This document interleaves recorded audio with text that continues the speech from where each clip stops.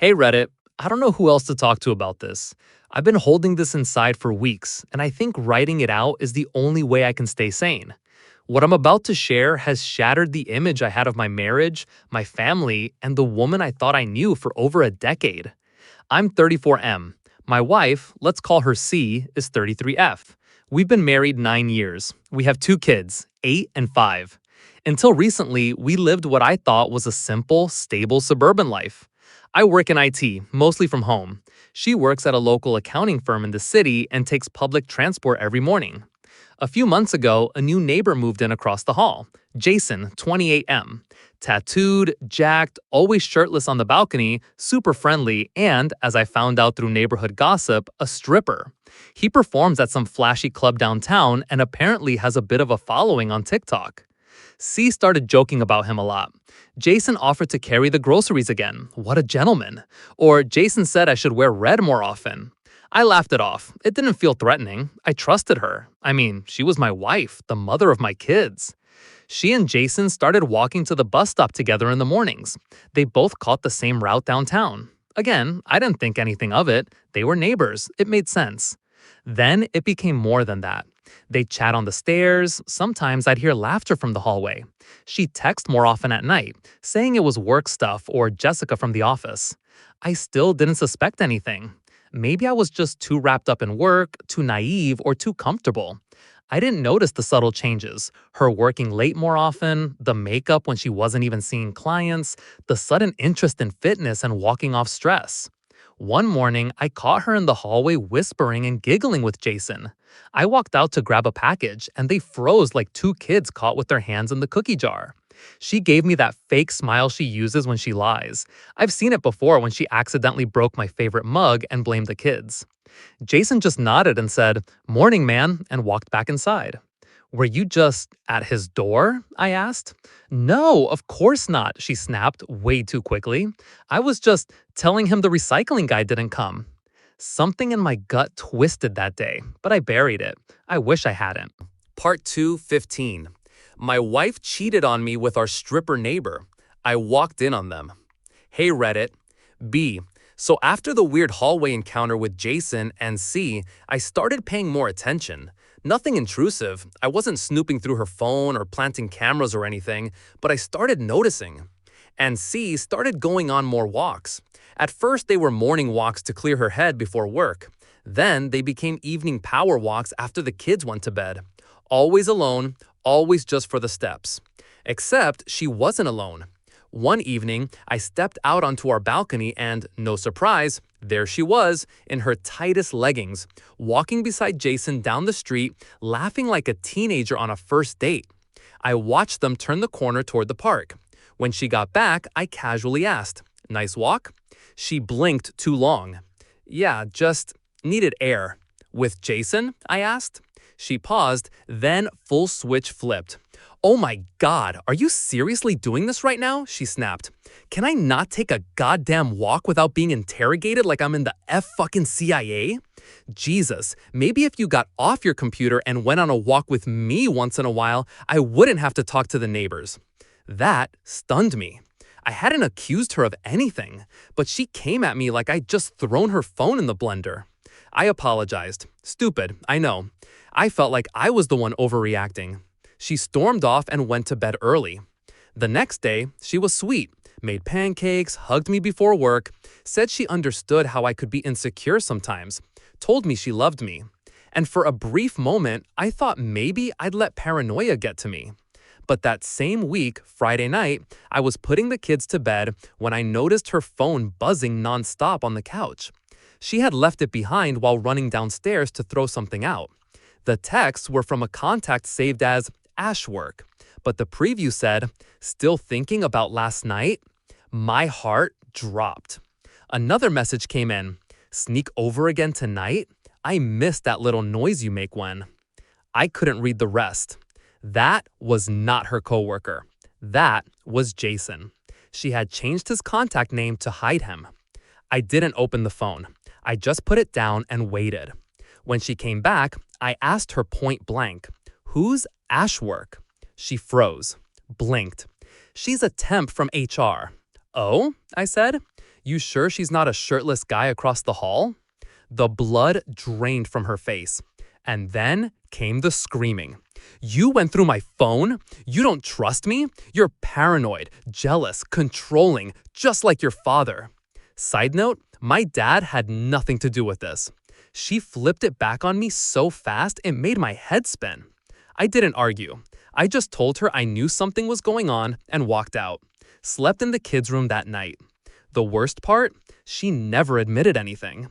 But I wasn't done yet, because a week later, I decided to test something. And that led me straight into the trapdoor of hell. Title: Part 315. My wife cheated on me with our stripper neighbor, so I tested her. What I saw broke me. Hey Reddit, back with part 3. Things escalated fast after the phone incident. For those just joining, my wife C has been acting shady with our stripper neighbor Jason. I caught suspicious texts on her phone from someone labeled Ash, work that were clearly from him. She gaslit me, screamed, and made me out to be the problem. No apology, no explanation, just venom and lies. But I couldn't let it go. Something had shifted. I stopped trusting her. I couldn't sleep. I was starting to look at her like a stranger in my own house. So I decided to test her.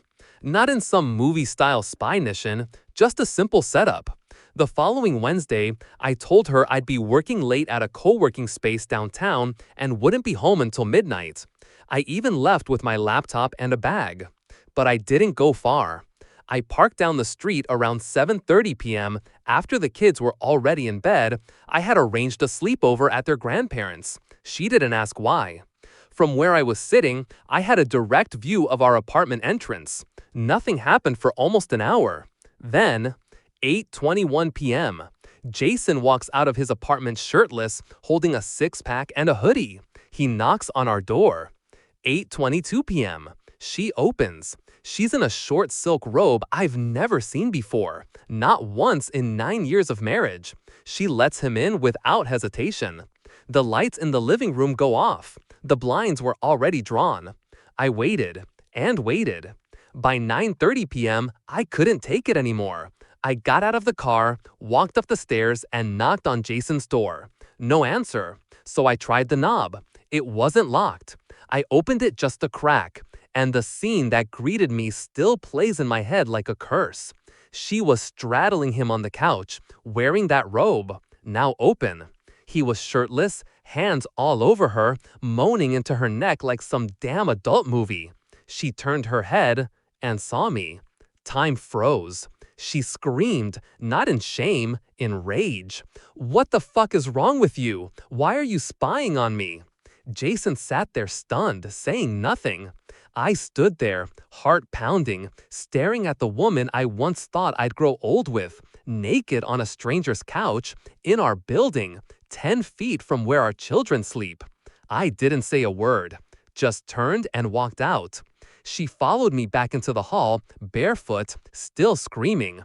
You're a psycho! You're ruining everything! It was just sex! It didn't mean anything! It didn't mean anything. Those words hit me harder than anything.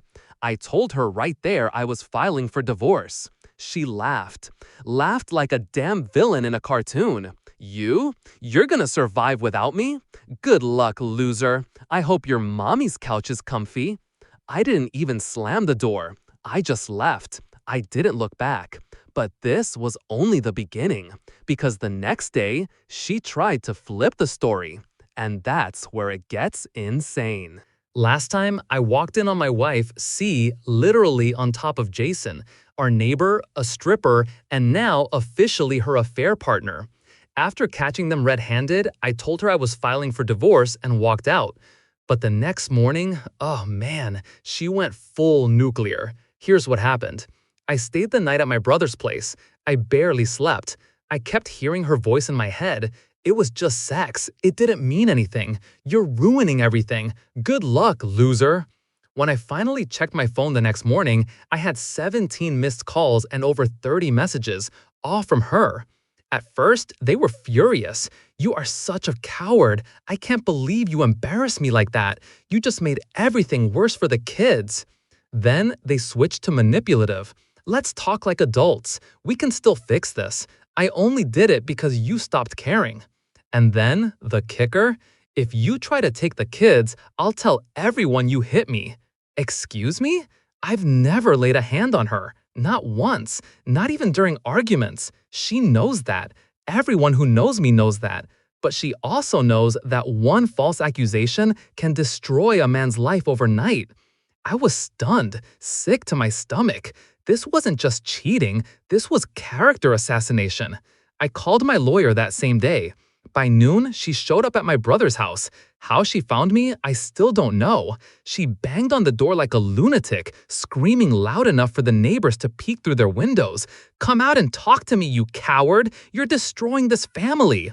My brother opened the door just a crack and told her to leave. She shoved it open and stormed in like a tornado, screaming about how I was twisting the story and manipulating everyone. She actually said, "If you tell anyone I cheated, I'll tell them you made me, that you pressured me into an open relationship, that it was your idea."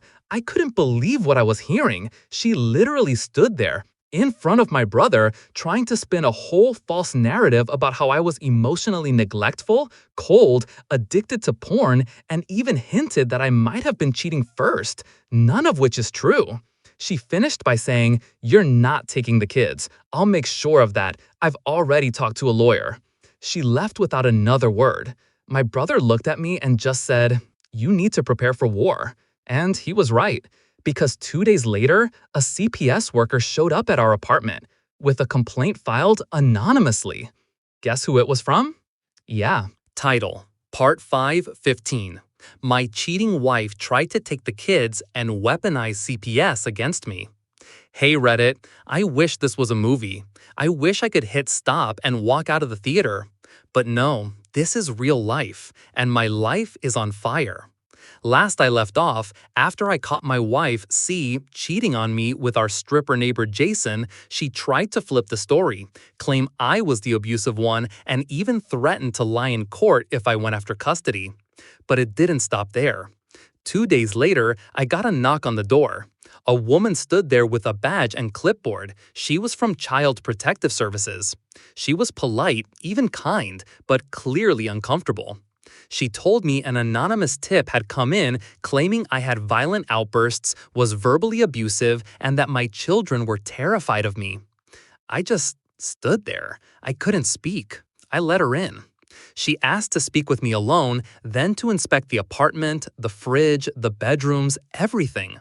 She asked me basic parenting questions: what the kids ate, where they went to school, how discipline worked in our house. I answered everything. I showed her the fully stocked pantry, the art on the fridge, the bunk beds and toys and bedtime storybooks. I told her about the weekly trips to the zoo, the library visits, the fact that I was the one who handled 90% of drop-offs and homework because C was always working late. By the end of it, she looked me straight in the eye and said, "Off the record, this doesn't feel like an abusive household. It feels like someone is trying to weaponize the system against you." I nodded. I know exactly who. She sighed and left. I broke down after she walked out, full on sobbing. I've never felt so helpless. She wasn't just trying to hurt me, she was trying to erase me as a father. And the worst part? I hadn't even filed yet. I had only said I would. So I finally filed, officially, divorce papers, temporary custody request, restraining order, not because she was physically violent, but because she was clearly unhinged and trying to ruin my life through false accusations. My lawyer, godsend of a man, helped rush it through the system. We even compiled the texts she sent me, the threats, the manipulation, the part where she outright said it was just sex, it didn't mean anything. It was all in writing. Here's where it gets crazy again. The day after she was served with the divorce notice, she tried to break into my apartment. I had changed the locks already, but that didn't stop her. She pounded on the door for 5 straight minutes, yelling, "I know you're in there." She had Jason with her, smirking like this was a sitcom. I literally had to call the police. When they showed up, she started crying instantly, telling them I locked her out of her home, that I kidnapped her children, who weren't even home. They were still at their grandparents'. The officer calmly asked for paperwork.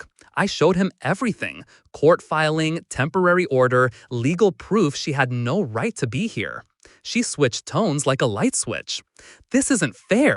He's manipulating everything. You think just because he has papers he's a better parent? He's a tech nerd, not a dad." They told her to leave or be arrested. She left. But not quietly. She turned around and yelled, "You'll regret this. I swear to God, you don't know who you're messing with." Jason just stood behind her, chewing gum. I shut the door. I thought that was rock bottom. But 2 days later, I found something in my mailbox that flipped this story on its head and showed me that Jason might not be the only one she was sleeping with. Hey Reddit, at this point, I thought I'd seen it all. C, cheating on me, gaslighting, screaming matches, weaponizing CPS, trying to break in, and dragging Jason, our stripper neighbor, into the middle of it like it was some trashy reality show. But apparently, that was just Act 1. Let me rewind. 2 days after I served C with divorce papers and filed for custody, I came home to find a handwritten envelope in my mailbox. No return address, no stamp. Just "to the husband" scribbled in messy all caps. It wasn't even sealed. I opened it right there on the stairs. Inside was a folded sheet of notebook paper. On it was a single paragraph, anonymous, but very clear. "You don't know half of what your wife's been doing. Jason isn't the only one. She's been seeing someone at her job too. Ask her about Mr. Tesla. She brags about it when she's drunk. Thought you should know." I stood there frozen. My heart was pounding like I'd just run a mile. Mr. Tesla? I had never heard that name before. I thought this was just a one-time physical fling with the idiot across the hall. But now, someone from work? This wasn't an affair. This was a whole pattern. I took a picture of the note and sent it to my lawyer, just to have it documented. Then I made the dumbest mistake of the month. I texted her. Me. "Who's Mr. Tesla?" C. "WTF are you talking about?" Me. "You tell me." C. "You're delusional. You need therapy." C. "Maybe you should worry less about my coworkers and more about your court date." She was deflecting hard, which only confirmed it for me. So I did what any emotionally damaged, half-sane guy would do. I went full sleuth mode. I contacted a former friend of hers, let's call her L, who had distanced herself from C over the last year. They used to go out together. Girls' nights, brunches, all that. Then suddenly, nothing. C told me L had moved out of town. She hadn't. I found her on Instagram, DM'd her, and asked for the truth. She hesitated at first, then dropped everything. She used to brag about her work friend with the electric car. He was married too. She said he'd pick her up for fake meetings. Once showed me pics of gifts he gave her. Bracelets, perfume, even cash.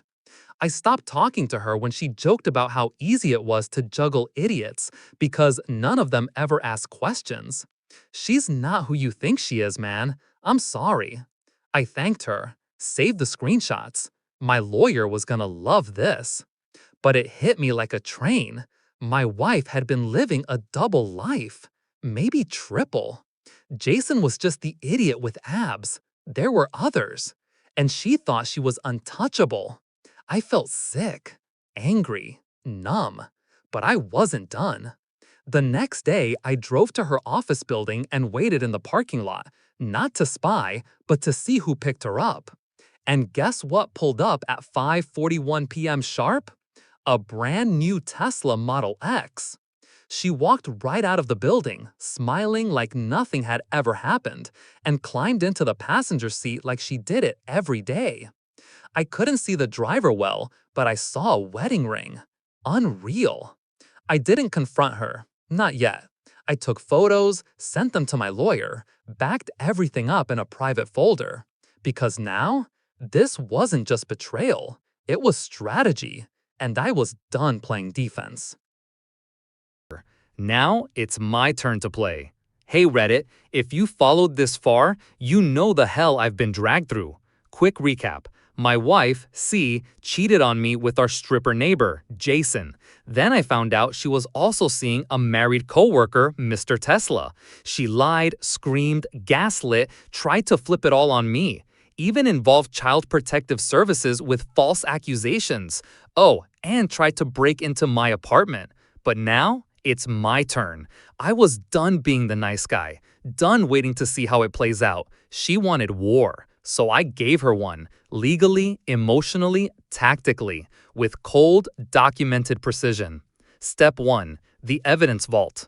My lawyer and I organized everything. Screenshots of texts, voice recordings, yes, legal in my state, one-party consent. Photos of her entering the Tesla, hugging the driver, the anonymous letter, witness statements from her ex-friend L, and oh yes, a printed copy of Jason's OnlyFans bio, which literally brags about taking your girl. We even grabbed social media posts where she was wearing the exact bracelet L said was a gift from Mr. Tesla. She had no idea we were connecting dots. Step 2. The Financial Trail. This part blew me away. Turns out she had a separate bank account I didn't know about. My lawyer's investigator found it after subpoenaing her employment records and noticing payroll was being split between two accounts. Guess what was being paid from that secret account?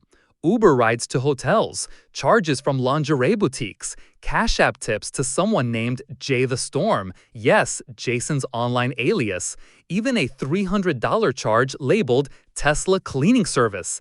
I didn't know whether to laugh or scream. Step 3. The Call to Tesla Wife.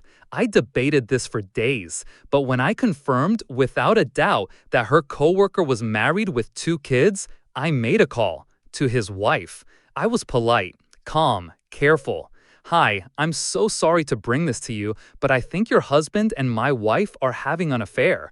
I have photos, texts, and witnesses. I'm not looking to cause drama, just thought you deserve to know. She didn't scream. She went quiet. Then she said, "You're the 3rd person to call me about him. But this with a coworker? And she's married too?"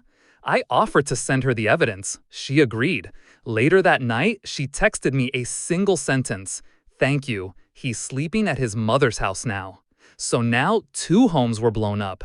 Guess who texted me the next morning in all caps? C, you psycho? You called his wife? C, do you know what you've done? C, do you think this makes you look good in court?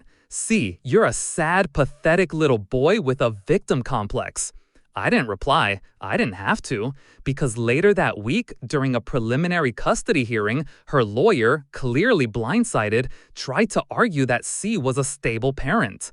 My lawyer calmly slid a binder across the table with everything. The judge flipped through it, slowly. His only words, "Ma'am, you might want to speak to your attorney in private." The look on her face? Beautiful. But we're not done yet, because someone else entered the picture next week, someone I never expected, and they dropped a bomb that changed everything. To be continued.